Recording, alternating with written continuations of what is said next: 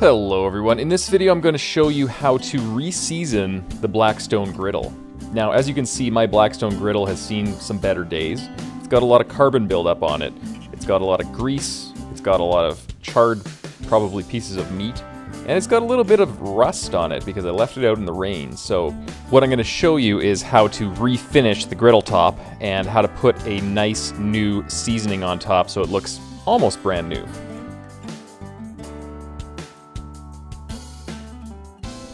For this project, you'll need a couple of things. First of all, you'll need a lot of oil. I'm going to use extra virgin olive oil for this, but a lot of people like to use flaxseed oil because it has a much higher smoke temperature than other oils, and a lot of people feel that it creates a stronger bond with the griddle top and creates a better seasoning. So it's up to you what you want to use. I'm just going to use stuff that I already have around the house, and flaxseed oil is pretty expensive, so I'm just going to go with olive oil right now. I haven't really noticed much of a difference, and I've done it both ways. You'll also need a metal scraping tool. In this case, I'm just using the end of a barbecue scraper, but you can also use a sharp metal spatula if you have one, and this is just for removing the bulk of all the crud on top of the griddle top. The third thing you're going to need is either a griddle stone or a grill stone to sand down all of the carbon buildup on top of the griddle top. Or in this case, for this video, I'm going to expedite the process by using a palm sander. And I'm going to use the lowest grit I could find at the hardware store so that I can get this done quicker than using a hand sander. And lastly, you'll need lots and lots and lots of paper towel, both for cleaning up the griddle top and for applying the oil once you get to the seasoning stage. The first step is to remove the bulk of whatever's on your griddle with whatever sharp implement you have. In this case, I have a barbecue scraper. As I said, you can use a spatula if you want.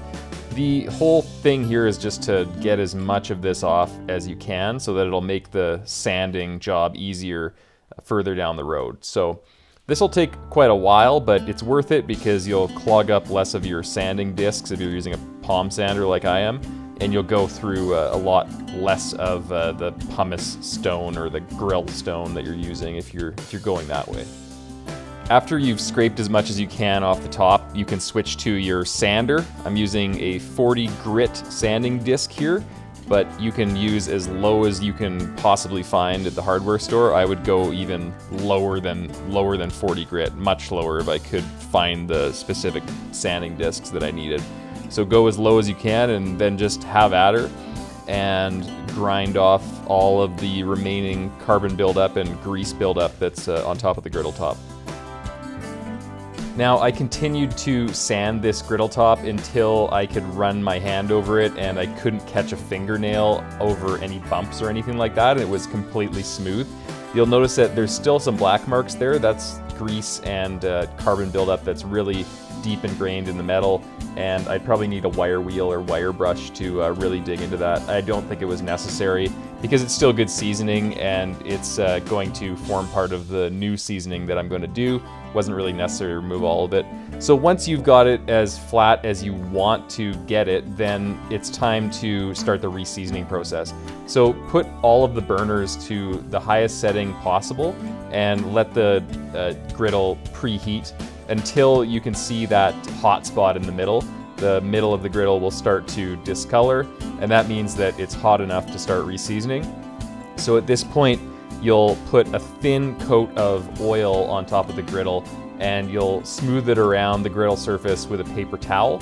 You just want a really thin coating because we're going to do multiple coatings. Once the thin coating of oil is on, you're just going to continue to watch it until it stops smoking.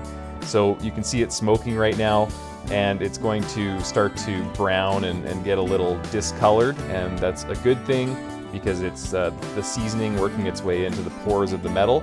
And when the oil stops smoking, that basically means that it's fully combusted and baked into to the griddle top. So then it's time to basically apply another thin layer of oil.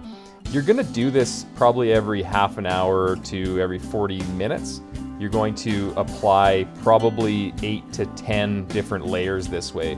So this is going to take a couple of hours for you to do, more than a couple actually. It's going to take probably 5 to 6 hours if you want to put a lot of different layers on. But the more layers you put on, it's the better, because it's going to create a better seasoning, and the oil is going to bake on and bake into the metal in a better way. And that's essentially it. So this is the finished product, and you'll notice that it's nice and shiny, looks a lot better than it did before. There are some spots on the corners where the oil didn't bake on as good and the seasoning didn't happen as well. That's because the burners are very close to the center on this smaller Blackstone griddle. Your Blackstone might get hotter around the corners, in which case it'll be black all the way around, but mine just doesn't get that hot. In this case, it's fine by me because I don't do a lot of cooking on the corners anyway, and that will just get re-seasoned over time when I cook some bacon on it or some fatty food. So that's basically it, guys. It's a really simple process. All you have to do is remove the old surface and then re-season it with lots of thin coats of oil over the course of a few hours. Hope you guys enjoyed this video. If you like this video, please hit that subscribe button. All right, guys, see you later.